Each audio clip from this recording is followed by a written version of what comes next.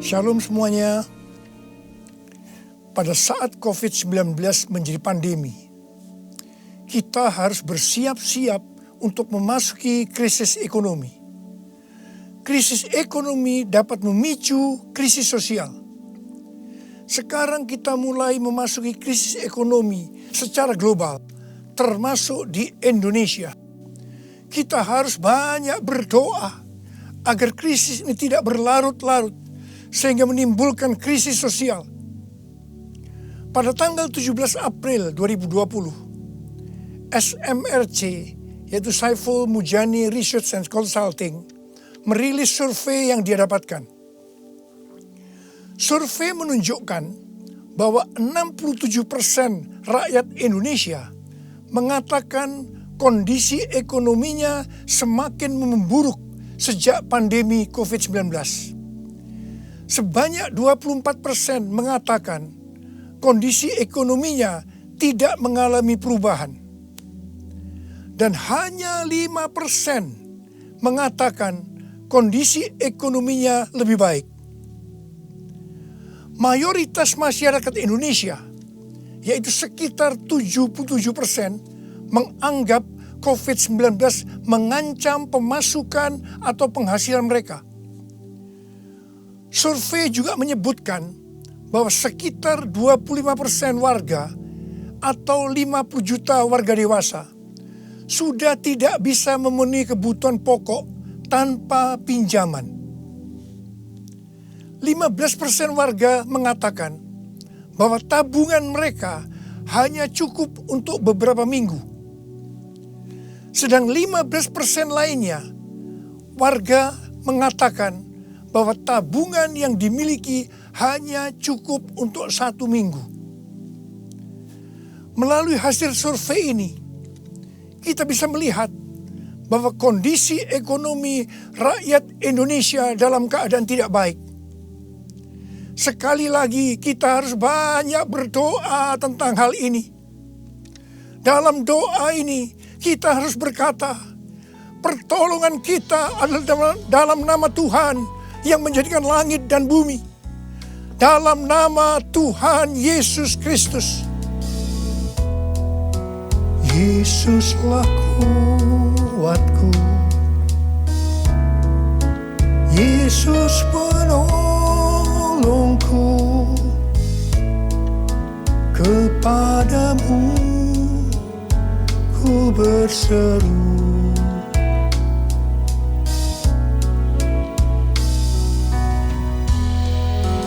Yesus perisaiku,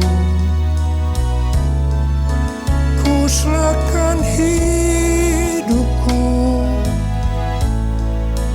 Yesuslah segalanya bagiku. Yesuslah segalanya bagiku.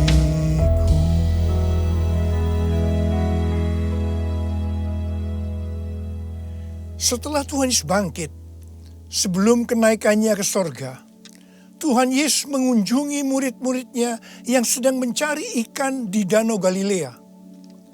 7 murid Tuhan Yesus, termasuk Petrus, Yohanes, dan Yakobus, sedang berkumpul dalam keadaan tergoncang akibat kematian Tuhan Yesus.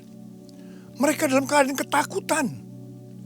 Secara ekonomi, mereka juga tergoncang karena biasanya mereka selalu bersama-sama dengan Tuhan Yesus. Mereka kembali ke Galilea dan mencari ikan untuk kehidupan mereka. Pada saat itu, mereka sepakat untuk mencari ikan. Alkitab mengatakan bahwa semalam-malaman mereka mencari ikan, tetapi mereka tidak mendapatkannya. Mereka tambah frustasi. Tiba-tiba dari darat ada suara yang berkata, "Hai anak-anak, adakah engkau mempunyai lauk pauk?" Dengan kesal mereka menjawab, "Tidak ada." Mereka semua tidak tahu kalau yang bertanya itu adalah Tuhan Yesus. Tuhan Yesus melanjutkan dengan berkata, "Kalau begitu, tebarkan jalamu di sebelah kanan perahu, maka engkau akan mendapat ikan." Perintah ini sebenarnya tidak masuk akal karena alasan pertama, hari sudah siang. Mencari ikan di Danau Galilea harus malam hari. Alasan yang kedua, jarak perahu dengan pantai hanya sekitar 200 hasta, yaitu sekitar 90 meter. Jadi tempat itu adalah tempat yang relatif dangkal. Padahal biasanya ikan ada di tempat yang relatif dalam. Tetapi mereka taat kepada suara itu. Meskipun mereka tidak tahu bahwa itu adalah suara Tuhan Yesus. Setelah mereka melemparkan jala di sebelah kanan perahu, apa yang terjadi? Mereka mendapatkan 153 ekor ikan besar-besar. Baru setelah itu mereka sadar bahwa yang menyuruh mereka adalah Tuhan Yesus. Pertanyaannya, mengapa mereka tetap taat meskipun mereka tidak tahu bahwa itu Tuhan Yesus? Jawabannya adalah karena mereka hidupnya intim dengan Tuhan Yesus. Pada masa kesesakan, biasanya tidak gampang untuk mendengarkan suara Tuhan. Tetapi orang yang hidupnya intim dengan Tuhan, mereka tetap bisa membedakan bahwa ini suara Tuhan, meskipun samar-samar. Suara ini adalah suara yang sering dia dengar, yang memberi tuntunan, memberitahu apa yang harus dilakukan.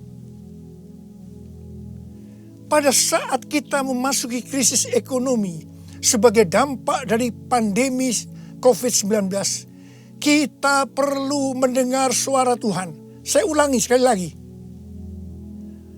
Pada saat kita memasuki krisis ekonomi sebagai dampak dari pandemi COVID-19, kita perlu peka mendengar suara Tuhan.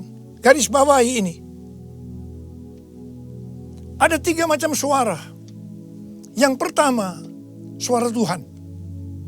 Yang kedua, suara hati kita. Yang ketiga, suara iblis. Bagaimana kita bisa membedakan bahwa itu adalah suara Tuhan? Yaitu kalau kita hidupnya intim dengan Tuhan. Kalau hati kita melekat kepada Tuhan. Kalau kita dipenuhi dengan Roh Kudus. Dan kalau firman Tuhan tinggal di dalam kita. Kita akan tahu bahwa itu adalah suara Tuhan. Tuhan berbicara kepada kita melalui bermacam-macam cara. Bisa secara audible. Bisa melalui firman Tuhan. Bisa melalui nubuatan. Bisa melalui penglihatan. Bisa melalui mimpi. Bisa melalui peristiwa-peristiwa yang terjadi. Baik secara umum maupun yang ada di sekeliling kita. Dan lain-lainnya. Bagaimana kita bisa mengenali suara Tuhan? Sekali lagi saya katakan bahwa kita akan tahu kalau itu suara Tuhan. Kalau hidup kita intim dengan Tuhan. Kalau hati kita melekat kepada Tuhan. Kalau hidup kita dipenuhi Roh Kudus. Dan kalau firman Tuhan tinggal di dalam kita. Tuhan Yesus sangat menekankan kehidupan orang percaya yang dipimpin oleh Roh Kudus. Ini merupakan kunci kemenangan dalam kehidupan orang percaya.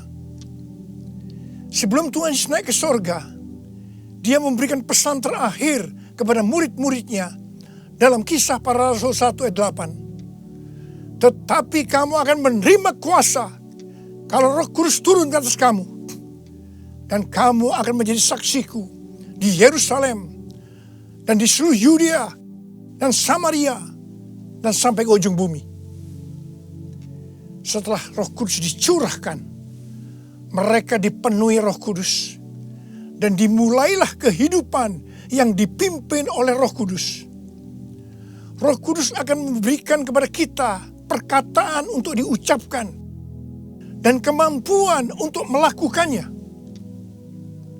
Roh Kudus bukan hanya memimpin dalam kehidupan pribadi orang percaya, tetapi juga memimpin gerejanya. Dalam kehidupan bergereja, Tuhan menuntun melalui pemimpin rohani, yaitu gembala jemaat. Kepada para pemimpin jemaat, Roh Kudus menuntun untuk melakukan pekerjaan pelayanan dan melakukan amanat agung Tuhan Yesus. Sehingga gembala jemaat atau pemimpin rohani akan berkata, Tuhan berbicara kepada saya. Tuhan memerintahkan kepada saya. Hal yang seperti inilah yang saya lakukan selama 32 tahun dalam pelayanan saya. Setiap bulan Tuhan memberikan tuntunan. Dan kebanyakan tuntunan yang Tuhan berikan kepada saya, pada mulanya saya tidak mengerti. Tetapi saya percaya. Karena saya percaya, saya perkatakan tuntunan itu. Saya melakukan seperti apa yang Rasul Paulus lakukan. Karena aku percaya, maka aku berkata-kata. Kebanyakan juga tuntunan Tuhan sepertinya tidak masuk akal. Tidak bisa dimengerti. Seperti perintah Tuhan Yesus kepada murid-muridnya untuk mendapatkan ikan tadi.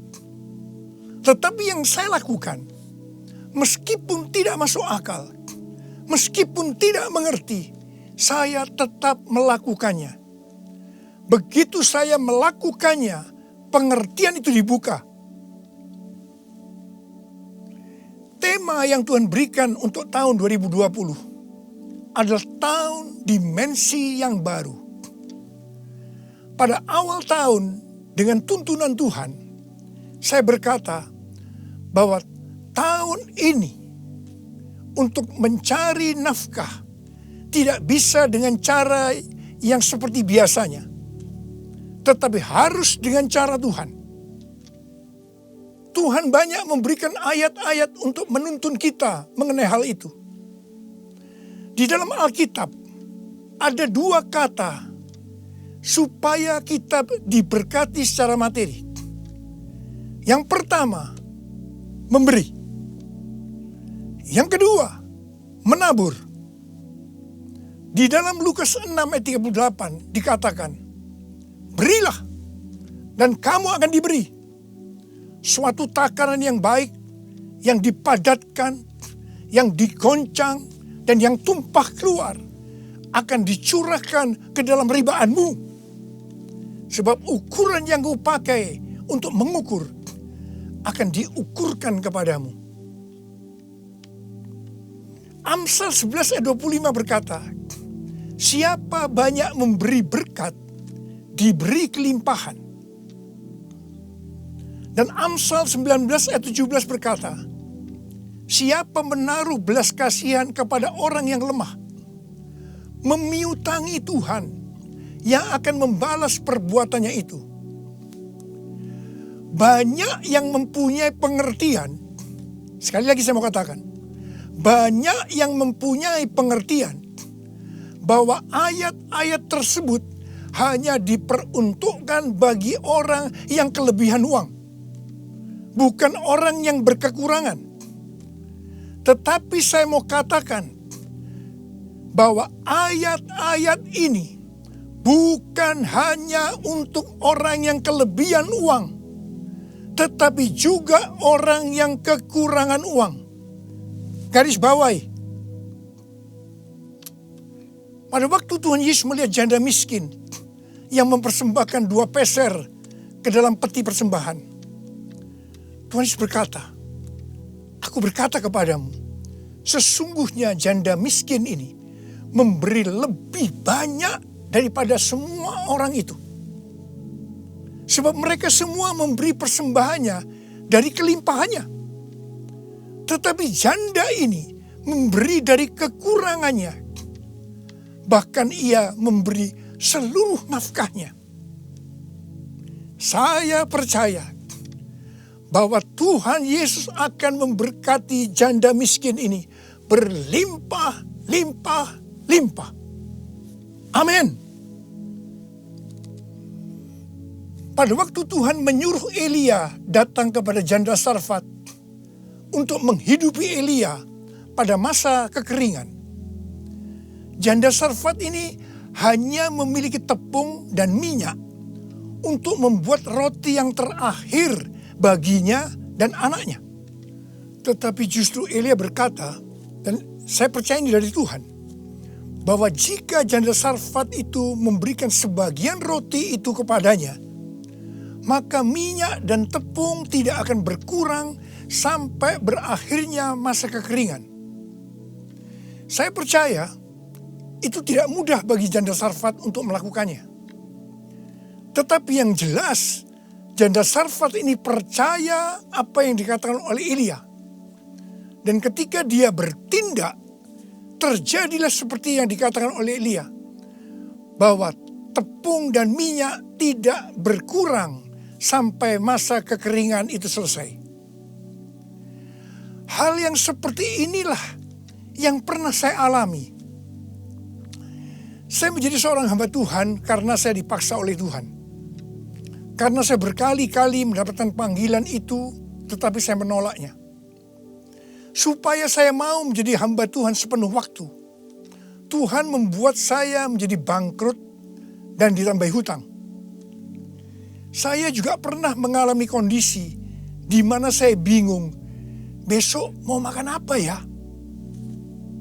Mungkin hal seperti ini yang sedang banyak dialami oleh orang-orang dalam krisis ekonomi saat ini.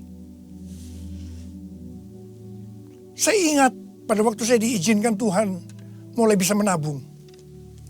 Pada suatu hari Pak Rahim, seorang pendoa syafaat yang sekarang sudah bersama Bapa di sorga, datang ke rumah saya.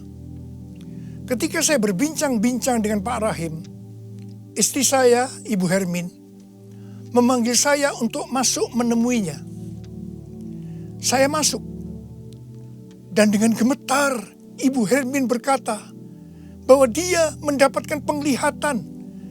Ini untuk pertama kali dalam hidupnya. Apa yang dia lihat?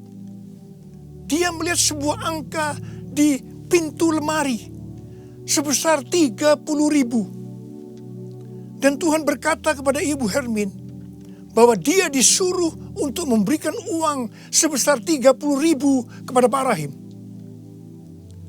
Saya berkata, kalau Tuhan yang suruh, ya berikan aja. Ibu Hermin menjawab, berikan gimana? Itu seluruh uang yang ada pada kita. Itu semuanya yang kita punya. Saya sempat tertegun. Kemudian kita berdua menangis di hadapan Tuhan. Dan kita berkata, Tuhan, kami akan taat Tuhan. Kami akan berikan uang ini kepada Pak Rahim. Ketika uang itu saya berikan kepada Pak Rahim, langsung dia buka amplopnya. Dan dia hitung bahwa jumlahnya 30.000. Dan ketika dia tahu bahwa jumlahnya 30.000, langsung dia menangis dengan keras. Ternyata sudah beberapa malam dia sujud kepada Tuhan di pelataran rumahnya, meminta uang kepada Tuhan sebesar 30.000 untuk membiayai 6 pendeta yang dari desa yang ada di rumahnya. Pada waktu itu saya sempat bertanya kepada Tuhan, Tuhan, kok mintanya kepada saya ya Tuhan? Yang uangnya pas-pasan dan kadang-kadang masih kekurangan. Kenapa tidak minta kepada yang kaya? Tuhan hanya mengingatkan saya kisah tentang janda Sarfat tadi. Saya percaya saya ada sebagaimana saya ada saat ini. Salah satunya karena saya melakukan itu. Mari, hari-hari ini kita akan bersatu melawan COVID-19 dan menabur untuk saudara-saudara kita yang terkena dampak. Karena itu, mari saudara-saudara yang sekarang mengalami dampak yang buruk dalam ekonomi, akibat pandemi COVID-19 ini. Sekali lagi saya mau katakan kepada saudara, seperti yang tertulis dalam Amsal 10 ayat 22. Berkat Tuhanlah yang menjadikan kaya. Susah payah tidak akan menambahinya. Kalau saudara hidup sesuai dengan firman Tuhan, maka saudara pasti akan diberkati oleh Tuhan berlimpah, limpah, limpah. Tuhan Yesus berkata, jangan kamu khawatir. Jangan kamu khawatir. Jangan kamu khawatir. Apa yang akan kamu makan?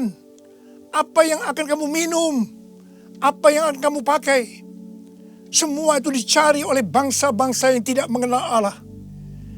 Akan tetapi Bapamu yang di sorga tahu bahwa kamu memerlukan semuanya itu. Tetapi carilah dahulu kerajaan Allah dan kebenarannya. Maka semuanya itu akan ditambahkan kepadamu. Sebab itu janganlah kamu khawatir akan hari esok. Karena hari esok mempunyai kesusahannya sendiri. Kesusahan sehari cukuplah untuk sehari. Seperti yang Tuhan katakan kepada saya untuk menghardik COVID-19 dengan segala dampaknya. Mari, saya akan ajak saudara sekarang untuk menghardik COVID-19 dan krisis ekonomi. Dalam nama Tuhan Yesus. Di dalam nama Tuhan Yesus. COVID-19, krisis ekonomi, diam, tenanglah. Kita sedang berada dalam peperangan rohani yang dahsyat melawan iblis. Dengan melakukan itu, kita mendeklarasikan kemenangan. Puji Tuhan, sejak tanggal 16 April 2020 di Indonesia, angka kesembuhan pasien COVID-19 mulai melebihi dari angka kematian. Semakin hari, perbedaan angka kesembuhan dengan angka kematian semakin besar. Saya percaya ini merupakan penghiburan dan pengharapan bagi kita semua. Tuhan Yesus baik. Tuhan Yesus baik. Saya mengajak saudara untuk masuk dalam puasa dari tanggal 10 April sampai dengan 28 Mei 2020. Saya mengajak saudara untuk menatap ke depan dengan berkata seperti yang terdapat dalam Roma 8 ayat 28. Aku tahu sekarang bahwa Allah turut bekerja dalam segala sesuatu, baik enak maupun tidak enak, untuk mendatangkan kebaikan bagi aku yang mengasihi Dia. Aku percaya melalui semua peristiwa ini, aku akan makin serupa dengan gambar Yesus, yang berarti aku menjadi murid Tuhan Yesus. Ingat, goal kita sebagai orang Kristen adalah untuk menjadi serupa dengan gambar Yesus, yang artinya menjadi murid Tuhan Yesus. Tugas yang Tuhan berikan kepada kita adalah untuk melakukan amanat agung Tuhan Yesus, yaitu pergi memberi keterangan Injil dan menjadikan semua bangsa itu menjadi murid Tuhan Yesus. Pentakosta ketiga yang merupakan pencurahan Roh Kudus yang luar biasa di zaman now akan memberikan kepada kita kuasa untuk menyelesaikan amanat agung Tuhan Yesus. Mari saya mau berdoa buat saudara. Angkat tangan saudara. Bapa, kami hanya melihat hari-hari ini krisis ekonomi sudah melanda seluruh dunia termasuk di Indonesia. Mungkin ada banyak anak-anak-Mu yang kena dampak ini Tuhan. Tapi hari ini Tuhan, Engkau memberikan kami kunci supaya kami keluar dari masalah ini. Dan kami percaya Tuhan, kalau anak-anak-Mu semua ini melakukan apa yang Kau suruh kepada kami hari ini, mereka pasti akan diberkati oleh Tuhan. Mereka akan keluar dari krisis ekonomi ini. Mereka bukan hanya cukup, tapi malah mereka akan berkelimpahan di dalam segala hal. Terima Terima hidup berkelimpahan. Terima kelimpahan. Terima. Tuhan, hamba berdoa bagi mereka yang sakit. Sembuh dalam nama Yesus. Sembuh dalam nama Yesus. Sembuh dalam nama Yesus. Amin.